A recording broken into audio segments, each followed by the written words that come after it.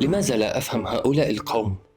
وكيف أن يكون لهم حروفا عربية رغم أن كلامهم ليس بعربي؟ أريد أن أعود إلى الجاهلية. ما خلاص بقى يا عبدون، ما تبقاش أوفر. قصدي يعني اللي هو ما تبقاش أما يستطيع لسانك أن يأتي بكلمة عربية توصف ما تود أن تقول؟ لا.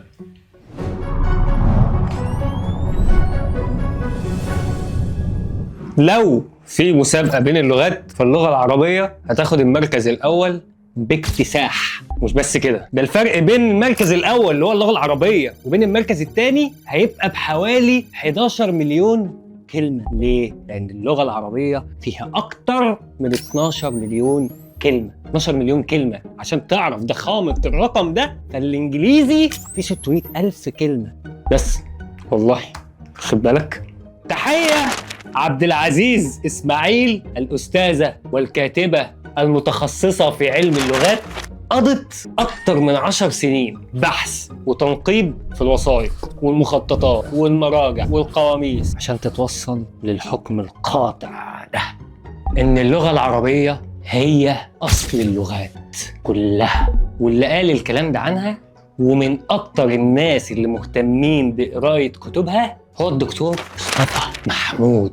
واخد بالك من الاسم؟ مصطفى محمود كان بيج فان للاستاذه تحيه عبد العزيز اسماعيل. يعني الست تحيه دي لما تيجي تقول لك ارمي نفسك في البحر، روح ارمي نفسك في البحر، اكيد هي صح. والاستاذه تحيه قالت ان اللغه العربيه هي اصل اللغات لانها اغناهم. واخد بالك انت؟ عشان بس كل ما الدنيا تضحك لك وتلعب لك بشويتين فلوس والدنيا تزهزه معاك كده وتزهزه، تبدا تلولي في لسانك وتتكلمني في لغات اجنبيه. اللغه العربيه طلعت اغنى لغات العالم. زي ما بتلبس لبس غني وبتاكل الاكل اغنيه، ضروري برضه تتكلم لغات اغنيه. ايوه، زي لغتك الاصليه الاصيله كده. حدث بقى ولا حرج عن اللغه العربيه وغناها بجذورها وكلماتها اللي احنا لسه متكلمين عنها في بدايه خد بالك، وكمان بمترادفاتها. كلمه الواحده يا عمنا ليها اكتر من مرادف. يعني الاسد في اللغه العربيه اسمه الليث والغضنفر والسبع والرقبال والدرغام والضيغم والورد والقسورة. كل اسم في دول بيحمل صفة مختلفة عن الأسد. إنما بقى في اللغة الإنجليزية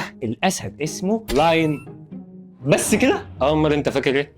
مثلا كلمة صديق في اللغة الإنجليزية يعني فريند. ولو صاحبك قوي يعني، لا والله ما عندناش كلمة تانية توصفها الحقيقة. بس ممكن لو صاحبك قوي يعني نستعين بكلمة زي كلمة بيست فنضيفها لكلمة فريند فتبقى بيست فريند، أو كلوز فيبقى كلوز فريند. في اللغة العربية مش كل الصحاب أنواع، لا اسمح لكش. اللغة العربية بتقول لك الصحاب أنواع. والله الصحاب أنواع.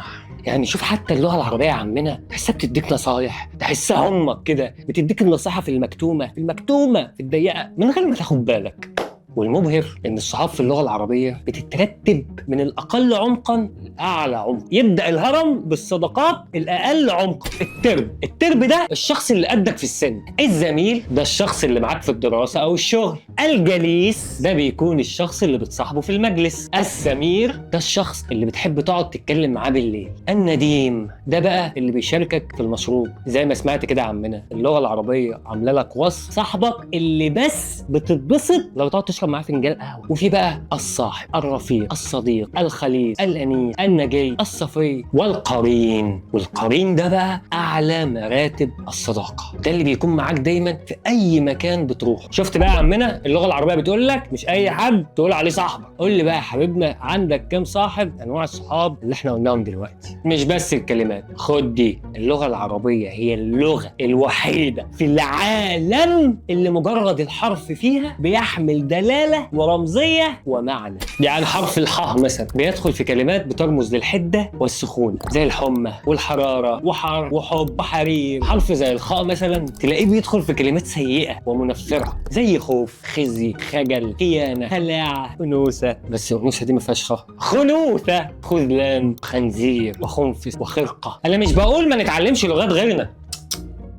بالعكس، ده ضروري اصلا نتعلم لغات غيرنا عشان نتعلم منهم ونعلمهم ونشوف بيفكروا ازاي، لكن مش عشان نفكر زي ما بيفكروا. نتعلمها عشان نعرف نتواصل معاهم بيها، مش عشان نتواصل مع بعضنا. ولا انا ضد اللي بينطقوا انجليزي في وسط الكلام، لان كلنا بنعمل كده. معرفش بقى ده ممكن يكون بسببه ناتج عن الاحتلال مثلا، ولا انا برضو ضد اي لغه اجنبيه تانية، بالعكس. لكن انا ضد اننا نكون ضد لغتنا. ليه نبعد عنها؟ وليه على الرغم من غناها نحس ان الشخص اللي بيتكلمها هو شخص دون المستوى؟ ليه اقدم في شركه مصريه عربيه ومحليه وتتعامل المقابله بالانجليزي، واقدم السيره الذاتيه بتاعتي بالانجليزي، وحتى يا سيدي لو الشركه عالميه ليه انا اللي اتكلم بلغه غيري؟ اشمعنى انا يا عم؟ تعال نحيد الموضوع وما نخليهوش عنصري. احنا نشوف ايه احسن لغه في الدنيا ونتكلمها احنا الاثنين. لا تسقني ماء الحياة بذلة، بل فاسقني بالعز كأس الحنظل. يا عبدون، أنا حقيقي صعبان عليا أي حد مش عربي، لأنه مش هيقدر يفهم الحلاوة والجمال بتاعت الأبيات الشعرية اللي أنت لسه قايلها الوقت دي. أو قد فهمتها؟